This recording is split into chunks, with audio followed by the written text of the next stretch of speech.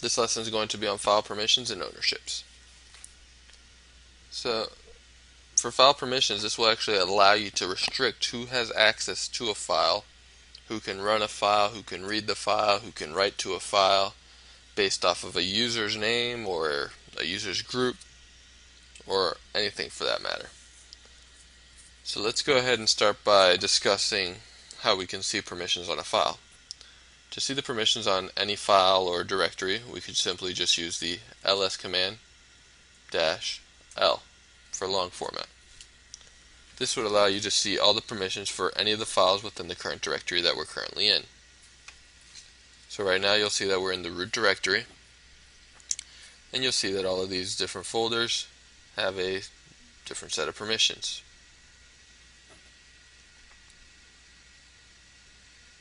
So let's go ahead and talk about what each of these permissions are.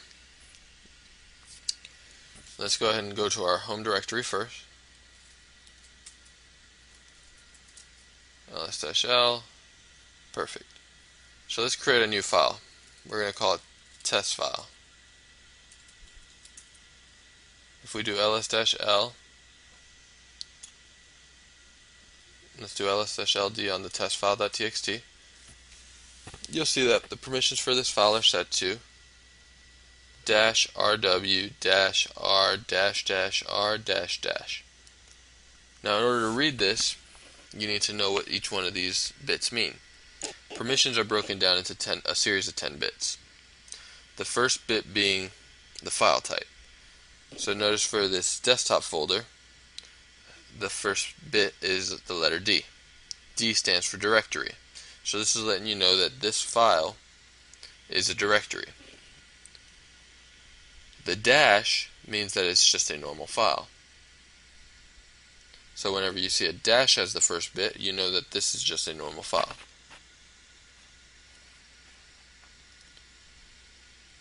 And then we have the next set of bits, which are broken down into 3 bits, or groups of 3. So we have RWX, which stands for read, write, execute, R-X, which is read and execute, and R-X, which is read and execute. Now the first set of bits is RWX, and this is for the actual owner of this file. So notice that the owner for this file is root. So root can actually read, write, and execute. So that means root could actually go into this folder, read what's in the folder, execute the folder, and write to the folder.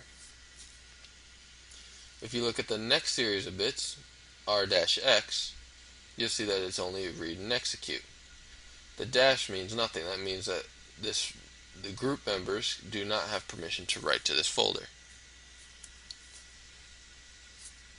And then we have the last set of bits, R-X as well, which means anyone else, or other, which means that anybody that's not a part of this group, root, and is not the root user, can only read and execute what's in this folder, or read and execute the folder itself. Now when applying permissions to a folder, if you're going to give read permission, you need to give execute permissions. But for a file, you can actually give read or execute depending on what you want to do. For instance, let's say you created a script and you only wanted a user to be able to execute the script but not read what's in it. You could actually just give the execute permission to that file, and the user would only be allowed to execute that file. So you'll notice that when we created this test file.txt, the default values were read, write for the owner, read for the group members, and read for anybody else. Now each of these bits represents a different number. For instance, since they're broken down in 3s, you can think of it as 421, 421, 421. The R standing for 4, the W standing for 2, and the X standing for 1. So when you see read, write, execute, that represents the value of 7. 4 plus 2 plus 1 equals 7. When you see R-X, that represents 4 plus 1, 5. since there is no W, you just add an imaginary 0. And same for here. R plus X is 5. For this file, you'll see that it only has the R and the RW. So 4 plus 2 is 6. So you have your first permission, which is 6. Then you have the R, which is 4, and the other R, which is just 4. So let's say I wanted to change the permissions on my test file.txt, and I wanted anybody that's a part of this group or this user, I want to be able to read, write, and execute, but I don't want anybody else to be able to read, write, or execute it. So in order to do that, we would use the chmod, and with this utility we would actually be able to modify the permissions. For instance, so if we wanted the owner to be able to read, write, and execute, that would be 4 plus 2 plus 1, 7. We want the group to also be able to read, write, and execute, so read, write, execute. So 4 plus 2 plus 1, we have 7 again. And then we want everybody else just to not be able to read, write, or execute, so it would be 3 dashes, which would be 0 plus 0 plus 0, which is 0. And then you need to supply the file name. So now if you do ls-ld on that file, you'll see that the owner of the file can read, write, and execute. The group owner of the file can read, write, and execute as well. So let's go ahead and create some 2 test users, and we'll test out some of these permissions. So first I'm going to go ahead and create a folder, and I'll call it shared. And I'll put it as the root, so root shared. Well, let's create a group called shared also. So we'll do group add shared. And now we're going to create 2 users. So we're going to do user add -g. We're going to make the primary groups, let's say shared. And this will be user 1. And we'll do the same thing for user 2. I'm going to go into this next tab that I have open, and I'm going to log into user 1. And I'm going to go into the third tab I have open and log into user 2. So if we do an ID, you'll see that this user is actually a part of the group shared, but has its own username. So now let's view the permissions on the folder shared that we just created. ls-ld shared. And you'll see that the owner can read, write, and execute, the group can read and execute, and anybody else can read and execute. So let's change the group membership for this folder. To change the group membership of a folder, you can use one of 2 utilities. We could do chgroup, and with this would actually allow you to update the group permissions on a directory or file. So for instance, let's say we needed this directory to have the group of shared, and then you would just apply the path for shared. So now if we did ls-ld on shared, you'll see that this folder is actually owned by the group shared. And the group shared can actually read and execute. We're going to want to update that though to make it so the group can actually write to this directory.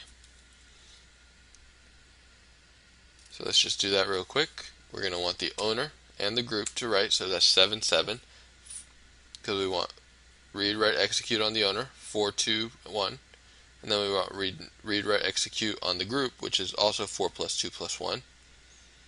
And then we can actually give, for anybody else, 0.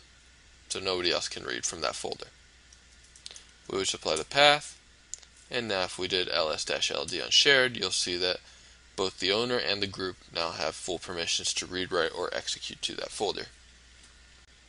You can also use a different utility called chown, which is change owner. Now you could actually change the ownership, so change the username, who owns this folder or file type, and change the group at the same time.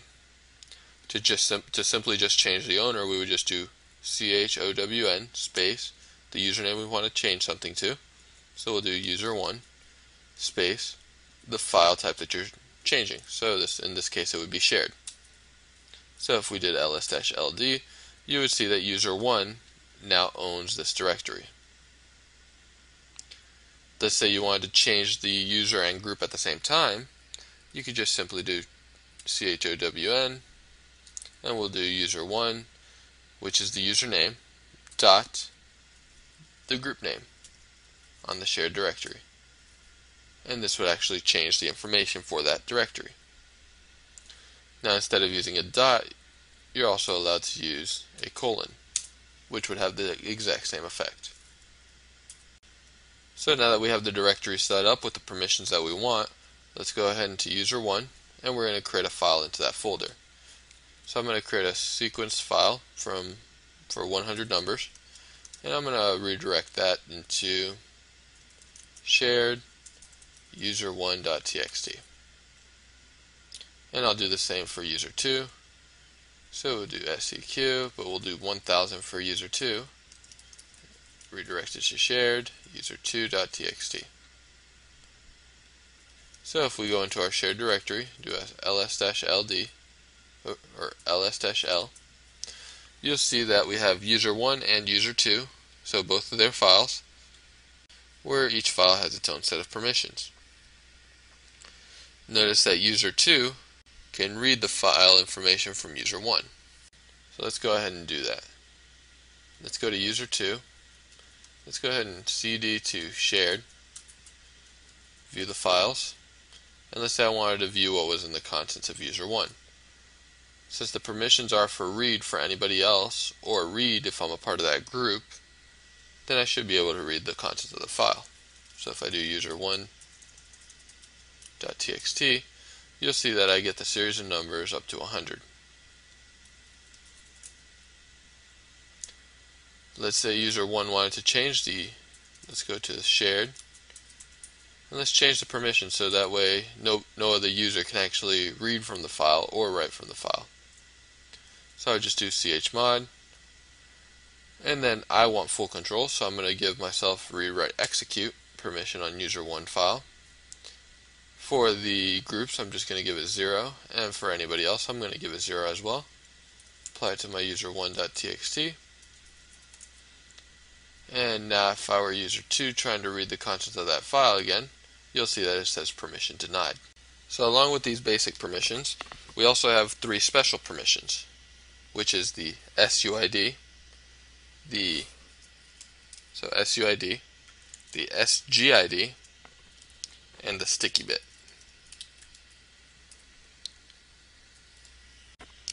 Now when setting the SUID on a file, that would actually allow every time that file is being run to be run as the user's owner.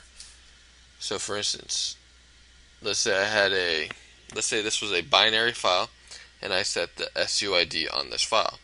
Anytime any other user ran the file, it would run it not as the username you're currently logged in as, but as the username that owns that file at the time. The SUID does not work on directory, so you cannot apply it on a directory. It won't do anything. The next special bit that we have is the SGID, which allows you to set a group ID.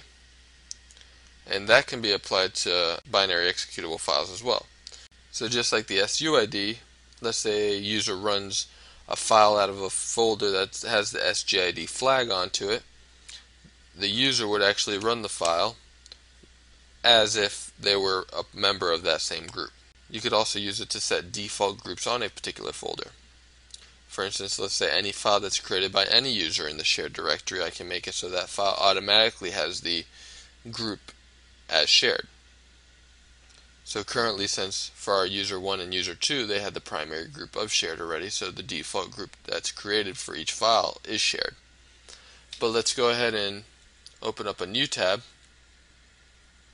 and create another user, and we'll call this user3.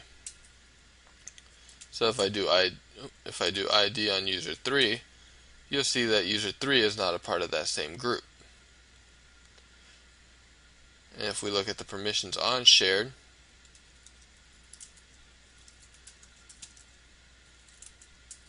you'll see that anybody that's not a part of the group or the owner of that file cannot read, write, or execute into that folder. So let's log into user 3 and give it a try.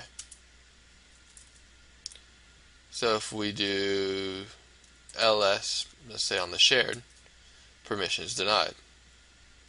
Even if we had a file that's in there that's 777, for instance, let's go into our shared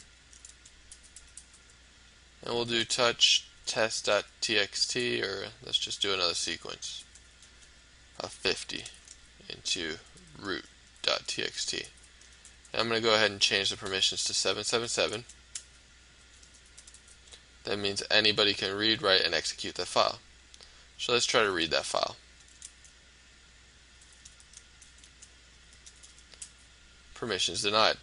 The folder actually superseded the permissions of the files within. So let's go ahead and add user 3 as a secondary group. Let's add the shared group as a secondary group to users 3. So I'm going to go ahead and do user mod -G, and I'm going to say shared is the secondary group for user 3. So now in order for those changes to take effect, we need to log out by typing exit and then log back in to user 3. And now if we do ID, you'll see that we are now shared, so we are part of two groups, user 3 group and the shared group. So now if we try to do ls-l, let's say, or ls on the shared directory, we'll have complete access. So let me cd into the shared directory, and I'm going to use some command chaining and say touch a file user3.txt. So what happened here is I cd'd to this directory, and if this was successful, create the file within that directory. So let's do ls-l. So you'll see I have user3.txt. But notice the default group is set to user3. Let's say I wanted all of these files that are within this folder to automatically have the group determined for it as shared, the default group. But let's go into our root, and we're going to add a sticky, or not a sticky bit, but a SGID. So let's do ls-l. We're going to get out of there, and we're going to do chmod. First, let's look at the permissions on the shared folder, and you'll see that we have 770. So we're going to do chmod 770 on the shared directory. Now for these special bits, it's really a matter of just adding another number to the front. So if you remember the rule of thumb, 421, just think of the SUID as 4, the SGID as 2, and the sticky bit as 1. So if we want to apply the group ID, we would do 2770 on the shared. And if we did ls-ld on shared, you'll see that now we have read, write, execute on the owner and read, write, execute on the group, but with this little S bit now, which lets you know that the GID is now set on that directory.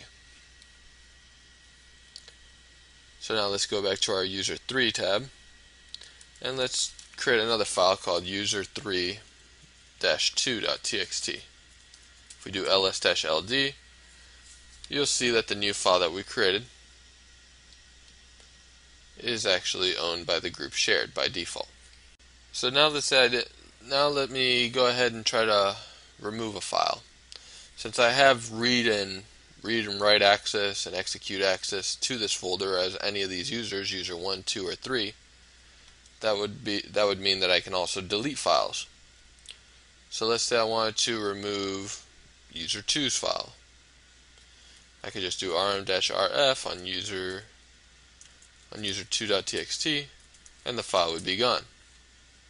But let's say I didn't want users to be able to delete any files that they did not create themselves.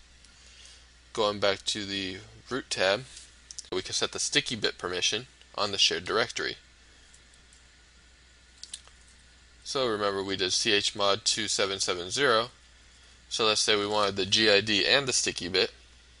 So the SUID is 4, the SGID is 2, and the sticky bit is 1.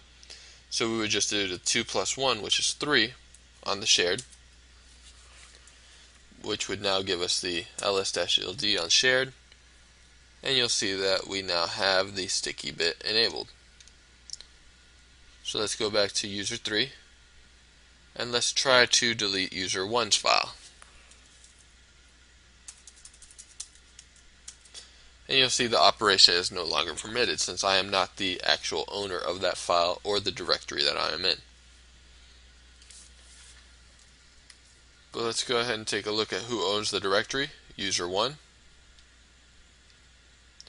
And let's go to our user 1 tab. And let's try to remove the users3-.txt.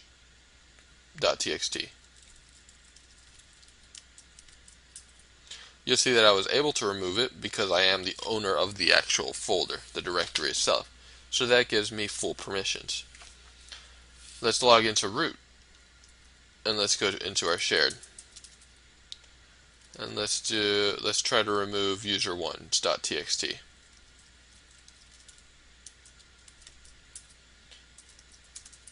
You'll see that the root user actually supersedes the permissions as well, because the root user has special permissions.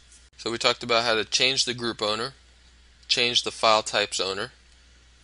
We also talked about how to set permissions, change permissions, the special bits, the SUID, SGID, and sticky bit. So that wraps it up for this lesson on permissions.